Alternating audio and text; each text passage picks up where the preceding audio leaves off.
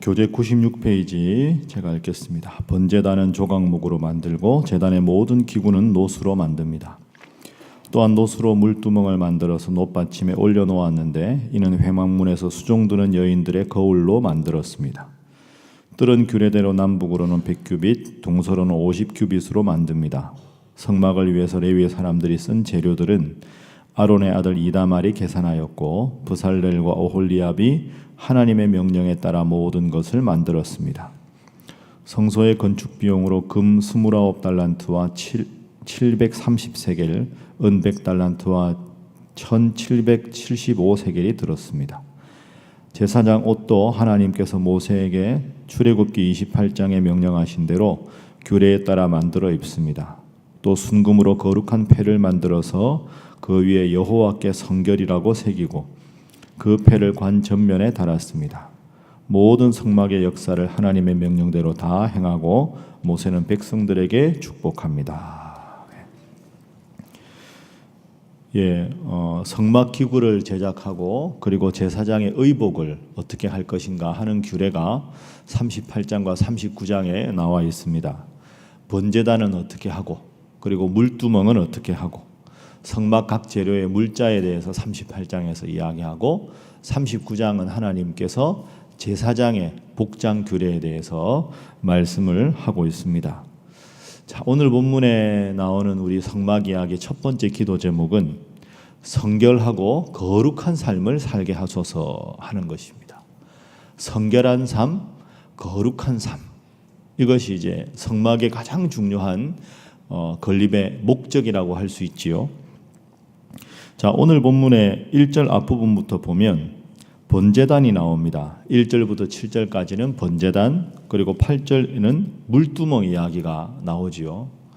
그런데 번제단이나 물두멍이나 제가 말씀드린 대로 우리 교회 여기 헌금 바구니 밑에 있는 이게 상징하는 게 번제단입니다. 이게 불꽃이 올라가는 것처럼 하나님 앞에 우리를 드린다, 이런 의미가 있는데, 여기서 하나 우리가 새벽에 기억할 건, 자 3절부터 보시죠.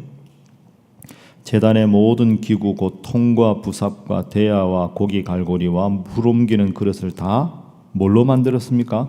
놋으로 만들고, 4절에도 놋 그물을 만들고, 5절에도 놋 그물 네 모퉁이에 채를 꿰 고리 넷을 부어 만들고, 6절에 채를 조각목으로 만들어 놋으로 싸고. 그러니까 주 재료가 놋이다 하는 걸 우리가 기억을 해야 합니다. 물론 지금 시대하고 다르니까 많은 합금을 만들 수 없어서 그랬다 하고 볼 수도 있지만 이 놋의 의미가 있습니다. 놋이라고 하는 건 그 재물을 빨리 잘 탈 수 있게 하는 것, 이런 의미가 있습니다. 그러니까 이 놋으로 만들었다 하는 것은 하나님 앞에 우리가 나와서 죄된 우리의 본성을 다 깨끗하게 해야 하나님 앞에 거룩하게 나와서 예배할 수 있다. 그래서 하나님 앞에 예배를 드리고 은혜를 받기 전에 우리가 하나님 앞에 속죄를 받는 것, 깨끗한 거룩한 삶을 살아라, 이런 뜻이 있지요. 그리고 놋이라고 하는 두 번째 의미는 제가 이제 지난 주일날 설교할 때 말씀드린 대로 우리 교회 십자가가 이제 이 놋 청동으로 만든 것, 저게 민수기 21장에 하나님의 진노를 사서 이스라엘 백성들이 불뱀에 물렸을 때 굴이 놋으로 뱀을 만들어서 놋으로 만든 뱀을 보면 이스라엘 백성들이 다시 나음을 입었다. 그래서 놋의 의미는 두 가지가 있습니다. 속죄한다, 하나님 앞에 나를 깨끗하고 거룩하게 죄를 속한다 하는 의미가 있고, 두 번째는 놋뱀을 보는 자마다 산다 하는 하나님 앞에서 그 치유의 의미가 있습니다. 그래서 죄된 우리 본성을 깨끗하게 하고 하나님께서 그랬을 때 우리를 치유해 주신다 하는 의미가, 그래서 놋으로 모든 걸 만든 것이지요. 그래서 성막이라고 하는 성자가 또 거룩할 성자 아닙니까? 거룩한 천막, 이게 성막이고 회막인데, 하나님 앞에 예배드리러 나올 때마다 우리의 죄를 먼저 하나님 앞에 용서를 구하고 거룩한 삶을 결단하는 여러분 모두가 되시기를 주님 이름으로 부탁합니다. 자, 두 번째는 그 성막의 마지막 보면 울타리입니다. 울타리. 자, 38장 9절부터 보면 뜰을 만들고 기둥을 만들고 성막 울타리를 만들었다 하는 것이 20절까지 나옵니다. 여러분, 성막이 이스라엘 백성들 진영의 중앙에 위치하죠. 성막의 이쪽 길이가 22.5m입니다. 22.5m 중에서 사람이 들어갈 수 있는 게 9m 정도 됩니다. 상당히 좀 폭이 넓은 편이죠. 누구나 하나님 앞에 들어가서 예배를 드린다 이런 의미도 있고, 성막이 진영의 중앙에 있다 하는 것은 세상 한복판에서 하나님을 만나는 삶. 그래서 성막에 그럼 왜 울타리를 했을까? 이 울타리는 세상과 하나님 앞에 나가는 삶의 구별을 뜻합니다. 그래서 제가 말씀드린 대로 우리가 구분할 말이 있죠. 구별이라는 단어하고 분리라는 단어를 생각해야 됩니다. 예수 믿는 사람은 세상으로 분리돼서 저 우리끼리 살 수가 없습니다. 주로 이단이 그렇게 하지요. 자기들끼리 폐쇄적인 삶을 사는. 하나님이 원하시는 성도의 삶은 진영 한복판에 성막이 있듯이 이 세상 한복판에 살아가는 사람. 그러나 그 울타리를 들어가는 사람은 하나님의 영역에 들어가는 사람.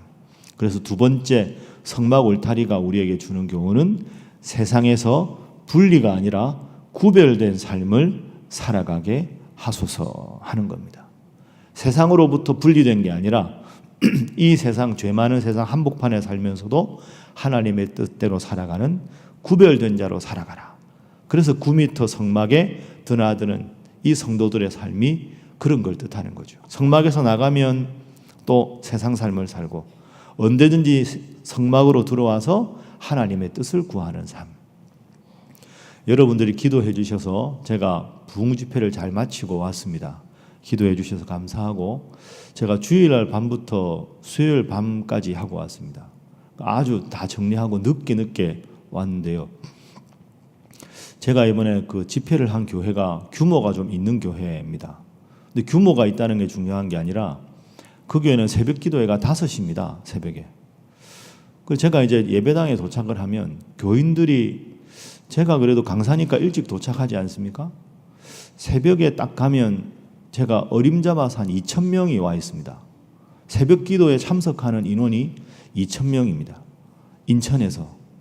근데 여러분이 아시는 대로 그분들이 뭐 연세 드신 분도 많고 해서 자가용 주차장이 크게 있지만 새벽에 어르신들 혼자 오는 분들이 운전할 수 있는 배려 없어가지고 그 차들이 많습니다. 학원 차들이. 새벽 기도 끝나고. 그 제가 끝나고 매일 이렇게 3번 새벽 기도 할 때 보면서 강사보다 먼저 와 있는 2,000명의 성도. 제가 그걸 보고 참 많은 생각을 했습니다. 그냥 교회가 크니까 새벽 기도 성도도 많다. 여러분 이렇게 생각하지 말고 새벽 5시에 새벽 기도 나오는데 강사보다 먼저 나오려면 그분들이 몇 시에 일어나셨을까? 그리고 버스라는 게 그렇잖아요. 승용차는 자기 집에서 출발하면 되지만 버스는 이쪽으로 도는 코스가 다 있으니까 빨리 새벽 기도 버스를 타실 분들은 제 생각에는 제가 여쭤봤어요. 이분들은 몇 시에 버스 타냐고. 그러니까 빠른 분들은 새벽 3시 50분. 그럼 새벽 3시 50분에 버스를 탑승을 하려면 언제 일어나셔야 되겠습니까? 근데 그렇게 기도하는 분들이 그 교회에서 2,000명이라는 거죠. 최소한 저녁 집회는 한 3,500명 이렇게 참석을 했습니다. 그러니까 제가 교회 규모가 크다는 걸 말씀드리는 게 아니라 야, 참 이분들 훌륭한 분들이다. 여러분 제가 이렇게 새벽기도 하는데 누가 결석하는지 다 보이거든요. 아, 저분이 요즘 왜 안 오실까? 저분 요즘 오시네. 저분이 요즘 뜸하다. 이걸 보려고 본 게 아니라 다 보이잖아요. 근데 그분들은 교회가 입구가 워낙 많고 출구가 많으니까 누가 오는지도 몰라요. 누가 그걸 컨트롤을 하겠습니까? 야, 그런데 이분들이 진짜 훌륭한 분들이다. 그 이른 시간에 나와서 새벽에 누구 눈치도 안 보고 오직 하나님 말씀 사모하고 기도만 하는 분들이 이분들이 정말 한국교회 저력이구나. 그러면서 또 여러분 생각도 많이 했습니다. 아, 여러분들도 얼마나 새벽에 열심히 기도하실까. 세상에 있지만 세상에 속하지 않은 사람, 세상으로부터 분리된 사람이 아니라 한복판에 살면서도 하나님 뜻을 구하는 사람. 그게 성전 울타리가 있고 넓은 출입문이 뜻하는 바입니다. 여러분 항상 이 세상 속에 하나님 뜻을 구현하기 위해서 기도로 시작하는 여러분 모두가 되시는, 그래서 세상에서 거룩한 삶을 살아가시는 분들 되시기를 주님 이름으로 축복합니다. 마지막 세 번째 기도 제목은 지도자가 하나님 앞에 바로 서게 하소서 하는 것입니다. 39장은 제사장이 입을 복장에 관한 규례입니다. 그런데 하나님이 왜 이렇게까지 자세하게 하셨을까? 한 장 전체 제사장의 옷을 어떻게 하고 에봇을 어떻게 하고, 그게 왜 그러냐 하면 제사장이 그 옷을 착용할 때마다 그래, 나는 하나님께서 계셔야만 이 옷을 입을 수 있다.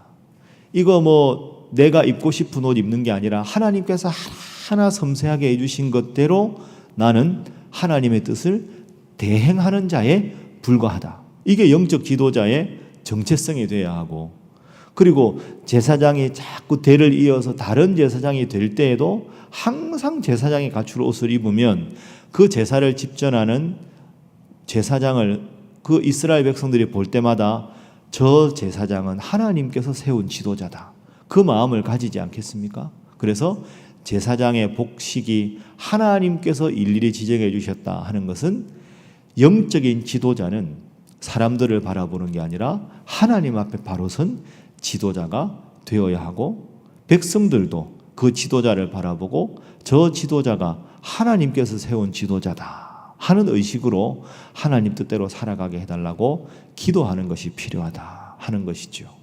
그래서 한 나라가 바로 서려면 지도자가 바로 서야 하듯이, 교회가 바로 서려면 영적인 지도자가 바로 서야 하고, 영적인 지도자가 바로 선다는 말의 의미는 성도들 앞에서 어떻게 비춰지느냐가 아니라 하나님께서 친히 정해주신 규례대로 지도자가 바로 서는 것이 필요하다. 그래서 목회자들을 위해서 특별히 기도하실 때 말씀에 바로 서게 하시고 하나님 앞에 바로 서는 종들이 되게 하여 주옵소서. 그렇게 기도하는 것이 필요합니다. 말씀을 정리하겠습니다.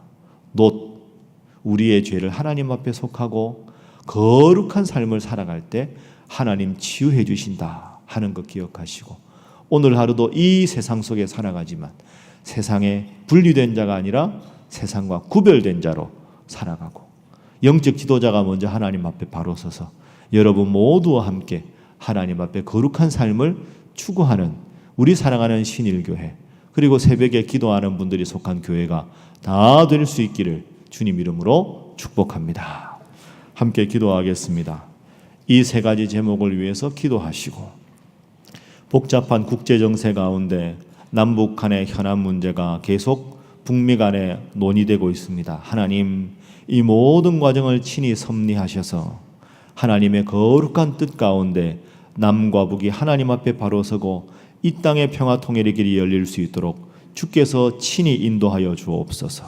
위에서 기도하시고, 우리 사랑하는 교회가 더욱더 오늘 말씀처럼 거룩한 교회, 본질이 회복되는 교회가 되게 하시고, 또한 여러분들 각자가 되게 해달라고 하나님 앞에 간절하게 기도하겠습니다. 주여 믿습니다. 주여 믿습니다. 주여 믿습니다.